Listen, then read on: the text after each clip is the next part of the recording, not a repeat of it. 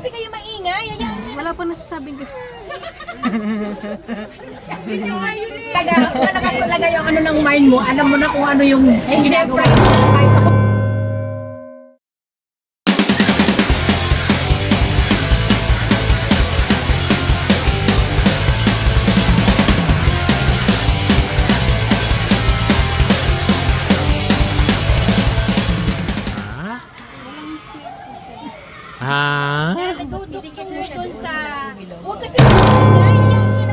Oh, kasi tapos na po kayo, ma'am. Rectangle. O sige, rectangle. Sabi ko magmahalan kayo kung mag-apply. Mag-away.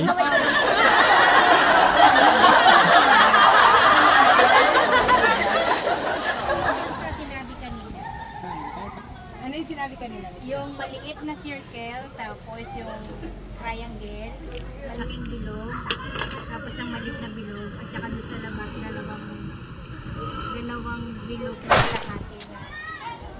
Wala pa nasasabing ko.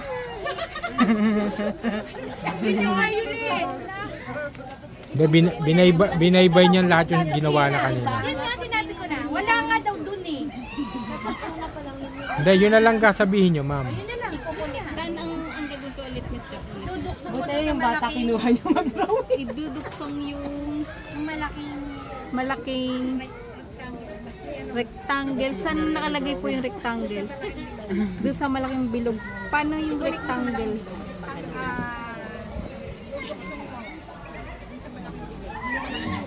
Yung rectangle, pababa patayo. rectangle pa ganun. Pahiga. Pahaba yung rectangle. Hindi, pababa daw pa o pahalang?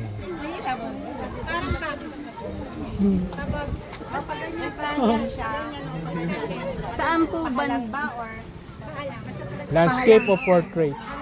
Saan nakalagay ang rectangle banda po? Kulit po sa bilog yung malaki. Okay. Saan magtatapos ang rectangle? Wait na lang. Silang next. Ito, 1, 2, 3 na lang. Anong shape po ba yan? Bobo ako sa shape. Mamaya mo na itanong, mamaya na ang sagot. Pag nangyari na yun, kailangan mo din siya pag-isipan, ma'am, kung paano mo siya i-describe. Not necessary shape lang. Kung wala siyang shape, kagaya nito, hindi natin maisip kung anong shape nito, paano mo naman siya i-describe? Ano yung similar sa kanya na ma-describe mo para makuha nito ang isa? Yung next. Ay, ikaw na, be. Isa, dalawa, tatlo na lang po. Yung sa pinakadulo ng rectangle, lagyan mo ng parang Shape lang, ha? shape na parang pa-stick na may oblong o round yung dulo. Stick, parang stick sa dulo ng square, ano yung rectangle. Oh, lagyan mo na parang stick tapos yung pinakadulo round. Banda yung round, di ba stick? Saan banda yung sa taas ng bilog na maliit? Hindi, sa rectangle mismo. Parang oblong. Saan po ba nakalagay din yung rectangle? Yung sinulat mo ngayon. Sa bandang ano po yun, di ba? Pinakadulo. Dulo ng ano? Dulo ng rectangle. Sa taas ng parang stick na may round sa dulo. Dulo ng rectangle. Hindi, dulo ng stick na ilalagay mo.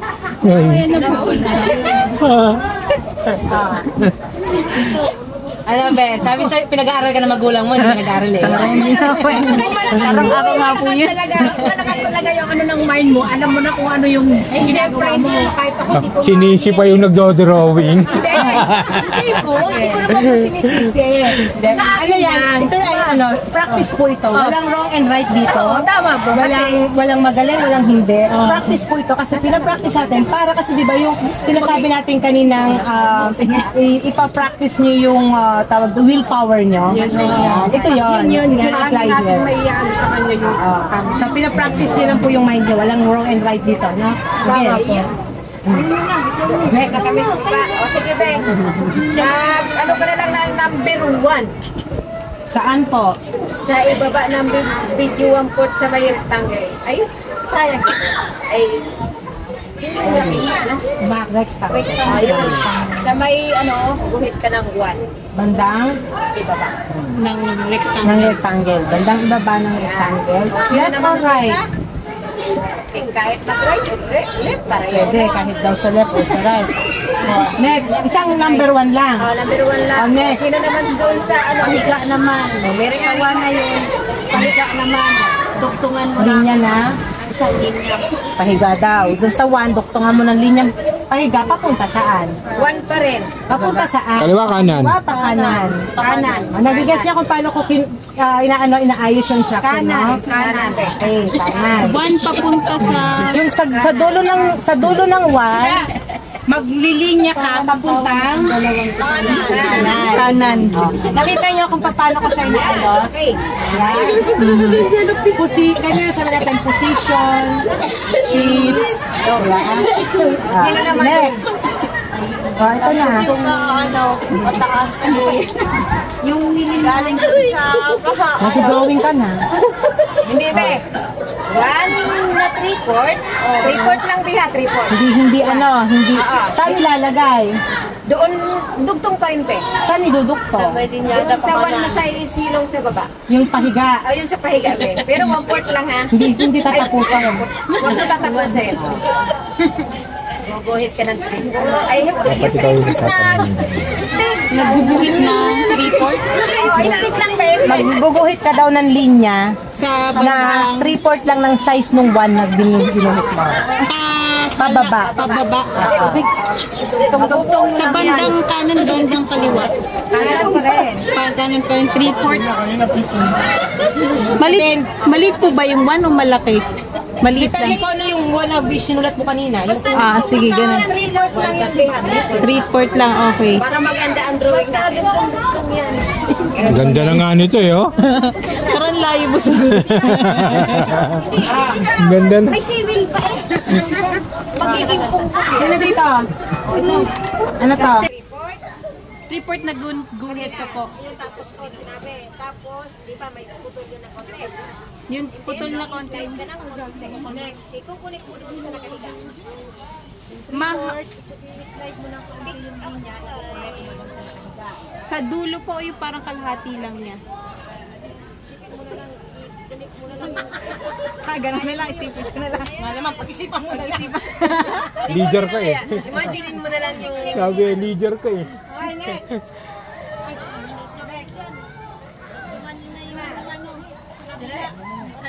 Copy-paste mo yung... kami na lang ulit. Copy-paste mo yung sinabi nila. Sige, once ulit. Okay ka na dito? Sige, Diba sa ginawang triangle, ay rectangle, Tapusin mo na yan. Yan, tapusin mo na yan. yun na lang ang kulang. Ito. Tapusin mo.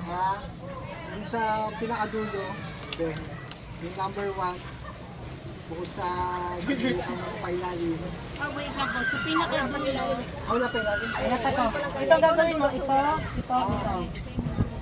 Sige, yung connect mo dun sa number 1, may baba. Action na kamay. May baba, tapos line pa left, sa 1 line pa left, papunta po sa pa left. pa-left. Saan i-connect po? Sa number 1. Sa ibaba. sa isang kabilang 1 din po. Sa ilalim na. Yung 3/4, doon sa 3/4 na one na pinagawa na yun. Tipo tago. Pa-curve po, padiretso. Straight left. Pababa. Straight paiga. Straight paiga. Sa magkabilang 1 po yun. Sa likod. Sa ilalim, sa ilalim. Sa ilalim magkabilang 1. Straight. And then guguhit ka ng slash. Slash. Pataas ha. Pataas. Sa connect mo sa ilalim. Yung higa. Yung straight na higa. Connect mo yung slash. Slash Slash na. narating ng drawing niya. Banda. Connect mo lang sa line. Connect ka sa line ng Ng paiga. bawal. pahiga ng Straight. slash po banda. Saan po banda? Ha? Saan po banda Yung yung sa ano, pinakadulo. pinakadulo ng Slash. slash na naman natin. Straight line. okay. Nahihirapan sa dulo. Tapos, yung sa slash, sa dulo niya, straight ka ng line para number 1. Number 1 po ulit sa kabilang slash na Pataas naman. Patas na pag Connect mo doon sa pinakadulo ng slash. Parang instruction papuntang Enchanted Kingdom yung ginagawa mo sir. Parang Ayun na yan. mapa na po Tapos ito. na. Yan na, yan na. Yan na. Okay, mamaya mo pakita, mama. Ang layo mo. Yan na, okay na. Satisfied ba kayo sa instruction nyo? Taklo mo muna yun. Okay, sige. Tingnan natin, makikita natin mamaya. Sabi na nga ba, alam ko yung dinodrawing eh. Makikita natin mamaya kung ano. Ano ang pangalan mo ba? Angie. Angie. Sige nga, pakita mo yung drawing mo sa kanila.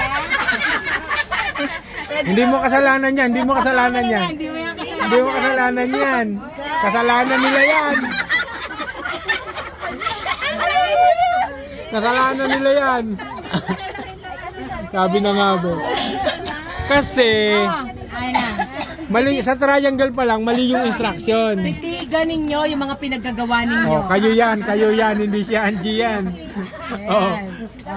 Nasaan ang ano dyan? Nasaan yung nasa dyan?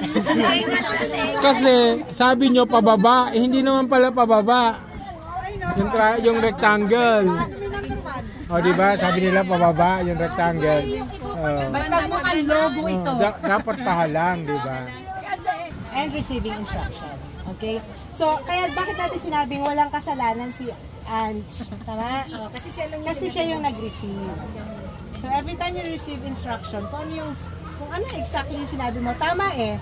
Bilog, sabi bilog, tapos doon sa bilog na binigay sa'yo, gumawa ka ng bilog, nasa loob yung bilog. Tama So, yung tama binigay. yung instruction. Actually, Tama yung sinunod niya. yung napansin ko doon sa triangle, sabi nyo pababa, eh, hindi pala pahalang. Sinabi mo, nasa labas ng maliit na bilog, yung malaking circle. Bigyan ko kayo ng sample kung paano siya bigay.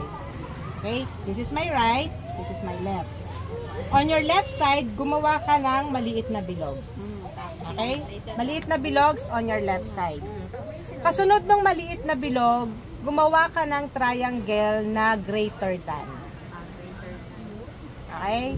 Kasunod nung triangle na greater than, gumawa ka ng malaking bilog. Kanina sa loob ang Tapos sa sinabi. loob ng malaking bilog sa bandang taas, gumawa ka ng maliit na bilog. Malapit doon sa triangle na greater than. Bandang taas. Nakita niyo yung details ng instruction? Then sa top ng bilog na malaki, gumawa ka ng crescent, parang crescent ito. Anong shape ito? Parang half moon or something. Depende kung paano niyo siya oo. Or pa rainbow like that. Kasi kahit hindi niya na makuha to kasi given kasi yung shape kasi or kaya nga. half Oo. circle. Half circle, dalawang linya na half circle. One small, one Katapat. big. Sa bandang dulo ng bilog, papunta sa kaliwa. O, di ba? Nakita nyo the position. Sa bandang dulo ng bilog, papunta sa kaliwa, mag-drawing ka ng malaking rectangle. Walang binanggit na malaki. Rectangle lang. Kaya yung rectangle niya, Maliit. Kasi rectangle lang eh. malaking, nakita naman ng eyes natin lahat kung gaano kalaki, di ba? Malaking rectangle. Alright. So nakita nyo kung paano yung giving instruction, organization of giving instruction. So ganun po tayo. Ganun po tayo magbibigay para hindi tayo nagagalit dun sa binigyan natin ng instruction. At hindi rin tayo nagagalit dun sa nagbigay ng instruction. So ang cost po ng ating misunderstanding is miscommunication. So, yun po yung ipapractice natin. We have to be more precise dun sa instruction na binibigay natin sa kapwa natin. Would it be for work or kahit kwentuhan lang po yan? Diba? Sa inuman na may nagbabarilan dahil sa miscommunication. Tama, Mr. Irma. Baka mamaya sabi, kulutan, ginupitan. Diba? Something like that. So, yan. Learning so far. Ano po ang natutunan ninyo bukod sa pakikipag-away nyo? So, ano po yung natutunan ninyo with these activities? Sige nga. Marami natutunan. Unity. Tulad yan, diba? First time namin na naka-encounter ng ganyan. So, ngayon lang. Kaya, dati wala tayo ngayon. So, ngayon meron na. So, parang, ano rin ba yan? Learn and room for improvement. Yeah. So, ano yung realization with giving the instruction, tapos nakakagulo-kalo kanina. So, ano yung realization natin? I was observing all of you while doing the activities. Ano yung realization niyo? Hindi na nagkakaintindihan. Sa umpisa pa lang. Yun ang na-realize nyo, no? So, umpisa pa lang, di na kayo nagkakaintindihan. Hindi na makukuha talaga yung drawing. Oo. Bakit kaya hindi kayo nagkaintindihan sa simula pa lang? Hindi, kasi hindi naman sa ganun, Miss Jo. Hindi kasi, kumbaga, yung nagdo-drawing na, kumbaga, ano doon, nahihirapan doon sa pagdo-drawing niya. Kasi, instead na dapat doon siya nakapokus sa, nag-i-explain sa kanya, meron din nang nagsasalita na iba. Parang ganun. The reason why, bakit sa umpisa pa lang hindi na kayo nagkakaunawaan? Because, naturally, you have differences to each other, which you have to remove it. Yun ang kailangan yung tanggalin ngayon sa grupo ninyo or sa team nyo, yung differences ninyo. Kasi nga, as a team, you should be united. Ibig sabihin, sayaw ng isa, sayaw ng lahat. So, hindi pwedeng, mas magaling ako, ganito ang sayaw ko. Mas superior ako, ganito ang sayaw ko. Hindi. As a leader, you consider yourself, all of you as a leader. And as a leader, as I mentioned, pag leader ka, you have to learn how to listen to your team. And listening skills is most important part of communication. Kung ikaw, palagi ka na lang ikaw ang pinapakinggan, meaning to say you are not good in communication. Kasi you don't really communicate. You just want to be listened. Ikaw lang yung gusto mong marinig. Dapat matuto ka rin na makinig. You know what? That kapag nakikinig ka, mas marami kang natututunan kesa nagsasalita ka. Mas marami kang learnings na na-absorb from other people with their experiences, expertise. Mas marami kang matututunan, mas mabilis kang mag-grow when you listen. Mas madali mo ring mapapractice ang communication skills mo, instructions, following instructions, when you listen. Listening is very important. Okay? I'm living my best.